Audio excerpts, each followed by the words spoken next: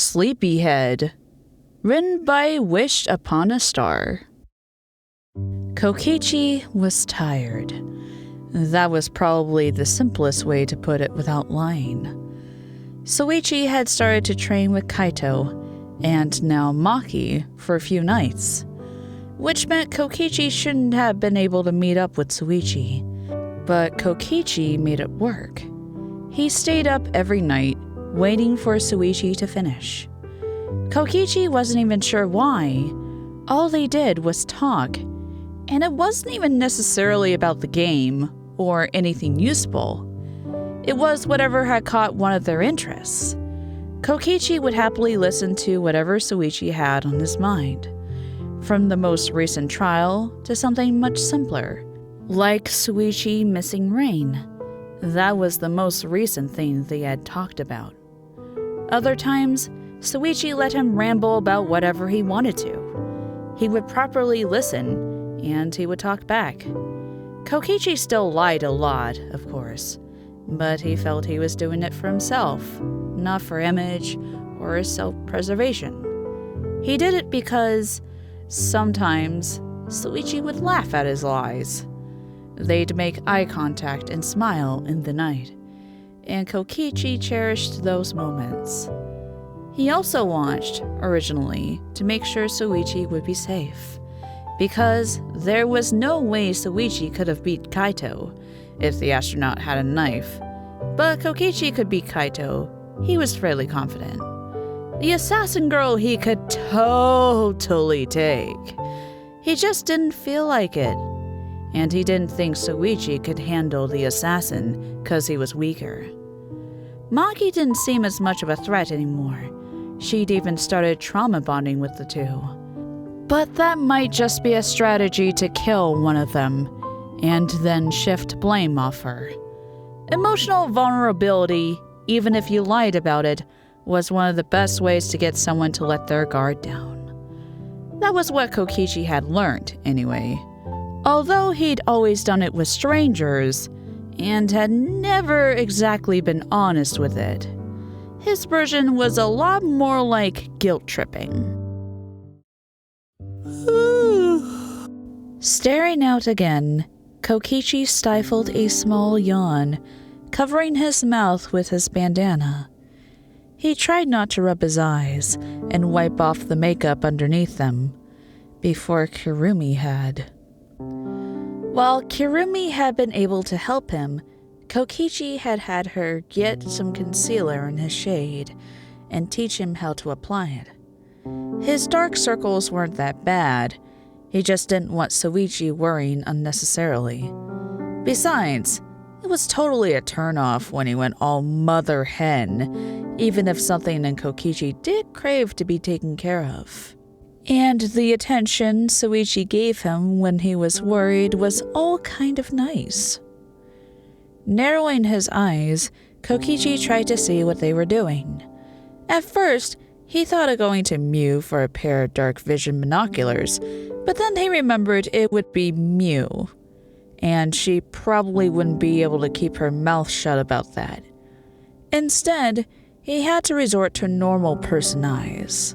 Well, he was above average, of course, but mainly normal eyes.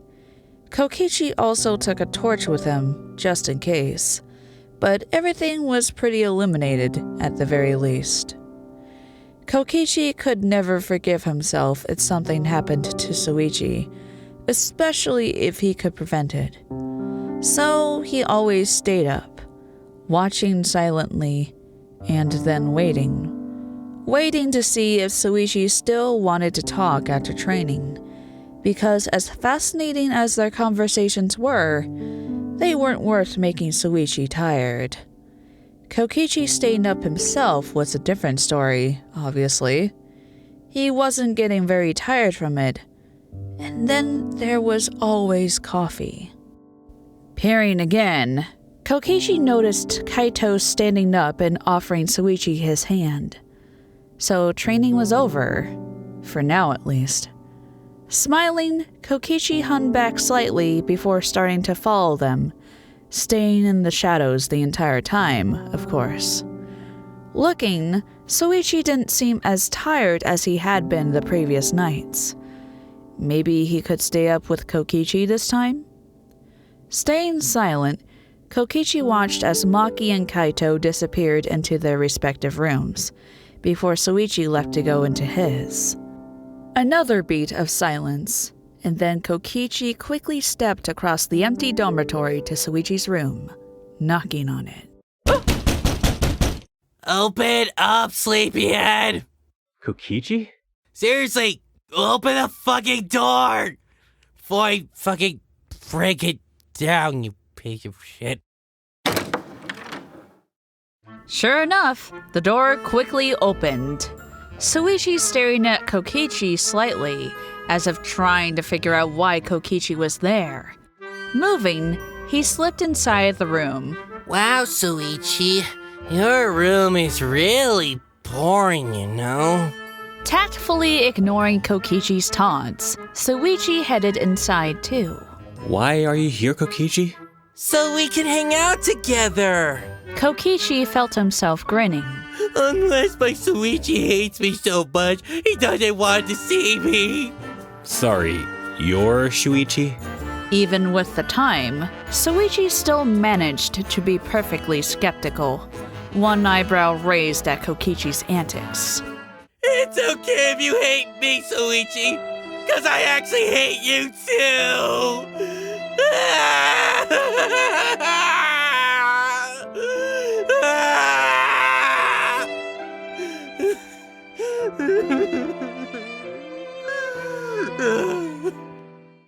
Kokichi then paused for a second. Just kidding. That was a lie. Did I get you? But even with his usual level of exuberance, Shuichi still seemed to be looking at Kokichi skeptically. Under the mask, Kokichi felt himself panic slightly. If Shuichi knew just how exhausted Kokichi was getting, he'd stop them from meeting up, and then Kokichi wouldn't be able to spend time with Shuichi anymore. Then he realized he wasn't doing any gestures with it. That was why Shuichi was worried. Aww, is Shuichi worried about me? He teased, this time making sure to skip a bit closer and lean into Shuichi, grinning up at him and exaggeratedly batting his eyelashes. Yes, I am. That threw Kokichi off guard for a second, the level of genuine concern. Recovering quickly, he tried to just grin again and laugh. That's all part of my master plan. Once you're concerned about me. Kokichi. Shuichi suddenly interrupted in a rather soft voice. He stood up, making direct eye contact with Kokichi, seemingly oblivious to the butterflies suddenly in Kokichi's stomach, the effort he was making not to blush. You seem burnt out. Are you okay? Of course! You really think the Ultra Supreme Leader needs something as silly as sleep? Don't be foolish. I'm perfectly fine. You're not sleeping well? The question is posed instantly, and with the certainty of Shuichi in a class trial. For a second, all Kokichi can do is blink, before he internally curses to himself at the slip-up.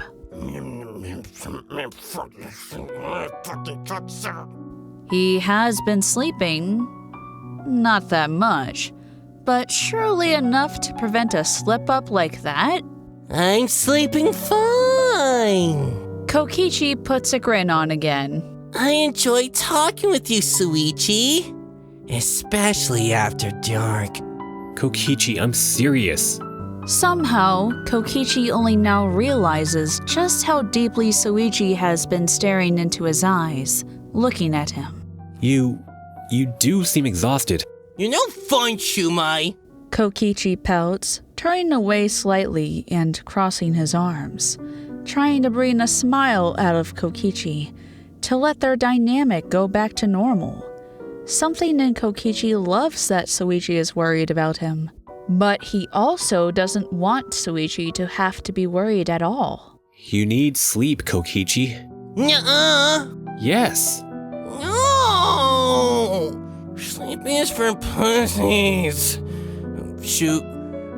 Shuichi? Before it can develop into a back and forth, Shuichi briefly frowns, pinching his nose. Right.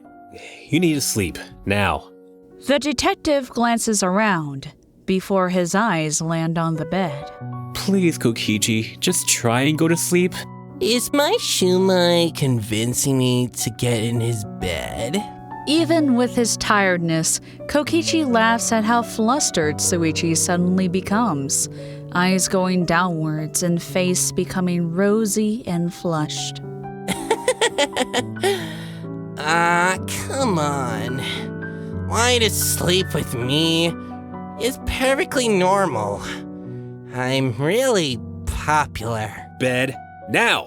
There's something more demanding in Shuichi's tone, and Kokichi almost moves closer to the bed without thinking. Wow, you're really desperate. If you want to sleep with me this badly. How about a deal? Shuichi seems just as tired as Kokichi is, but he has a thinking grin on. Just try to go to sleep in the bed for 10 minutes. And if you don't, then we can stay up tonight for as long as you want. And if I do? You're a pretty shit deal maker, Shuichi. But very well. Kokichi has not been able to get to sleep in less than 2 hours ever since the killing game started, and this won't make any difference. It's an easy challenge, and one that he is glad to accept.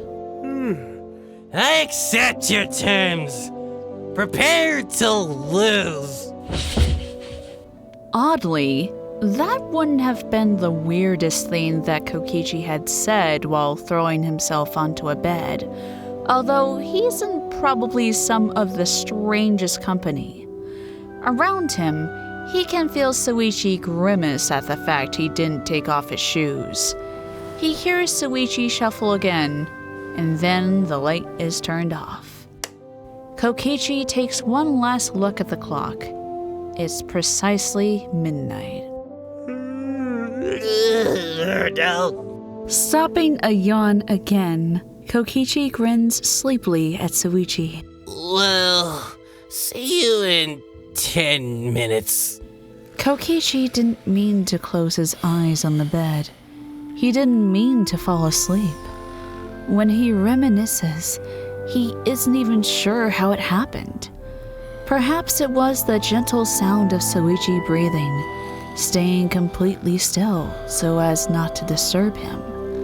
Deep down, Kokichi knows it's because, for the first time, he truly feels safe.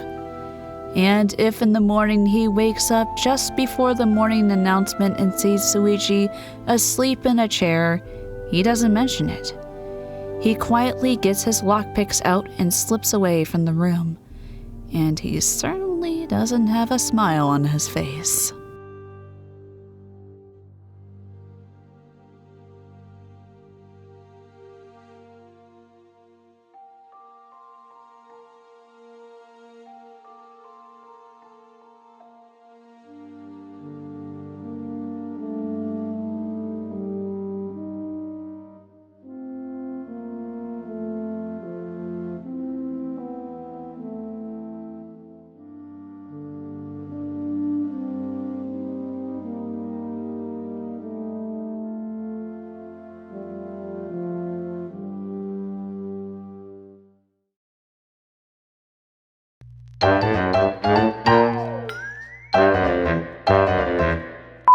Okay, so basically, like Shuichi.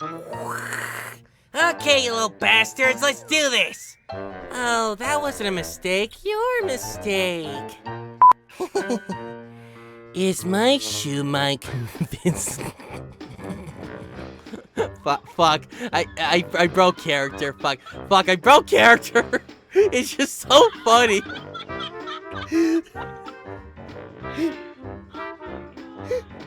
Like, fuck, I didn't mean to laugh. I broke character. Like, fuck! Like, and just fuck. It's like most of the time I could just hold it in. It's like it's fine, fuck. And that was actually gonna be a good take too. So I'm like, damn it. Like,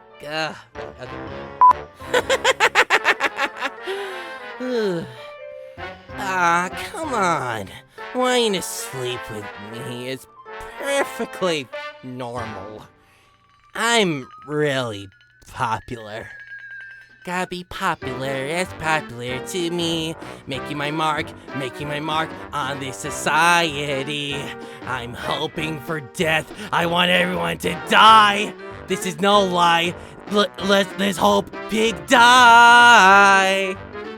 So that didn't even rhyme. Fuck you! This is my song! You watch My Little Pony?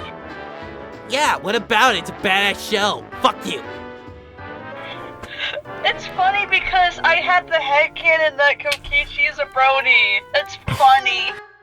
I can imagine his favorite pony is Rarity or Pinkie Pie. Maybe just both. Like, I love both Pinkie Pie and Rarity. I mean, Rarity does kind of capture my color palette, but Pinkie definitely is a fun pony. Yeah, definitely. They should be me. Ooh, in my fanfiction, both, Pinkie and Rarity are both my lesbian mothers, and basically gave birth to me. And before people ask how the hell do women, give birth, shut up! It's my fanfiction, and I can do what I want!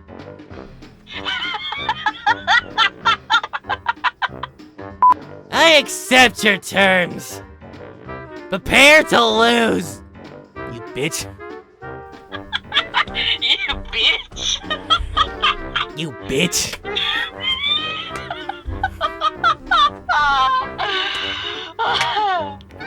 One more time.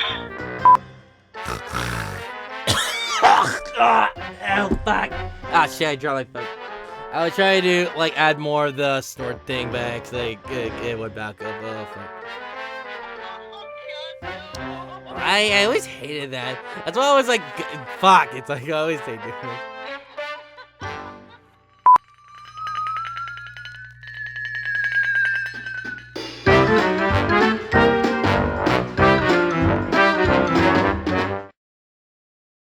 Hey everyone, Agent Fluffy here, and thank you for watching.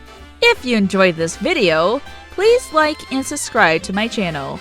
If you want to support me even more, feel free to support my Patreon. The links are right here.